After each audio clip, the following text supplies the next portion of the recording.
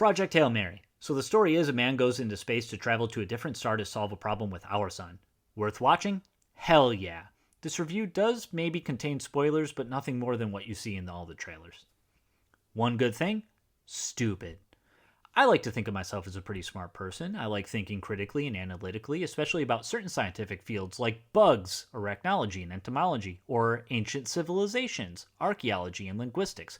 However, there are certain scientific fields like molecular biology or chemistry, or even entire subjects, math, all of it, that I don't quite have a firm grasp on. So even though the first half of Project Hail Mary guides us through the fields of science I find interesting but a bit wonky to grasp sometimes, I really appreciated having a teacher like Ryland Grace walk me through it. Apparently there's a string from the sun to Venus, and it's actually cellular life forms, and they are eating the sun, and every star around us is being eaten except one, so Grace is sent up to space with some others who pass en route, and now he's got to remember all these details while figuring out how to work his spaceship. Jumping back and forth felt fine to me, especially since we get to see him working things out he's familiar with, like cells, and things he's not, like his spaceship. Then, the big moment happens where he finds another spaceship, and after a small game of chase, Grace's spaceship announces an object is incoming. Now, most audiences will know from the trailers that the rest of the movie takes place with Grace and his alien buddy, so we aren't really worried it's a bomb, but Grace, of course, doesn't know that, so in his real panic, played comedically for us, over what to even make of what's happening, the object harmlessly clunks off the side of the ship.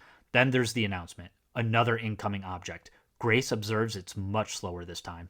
Why is it slower? They think I'm stupid.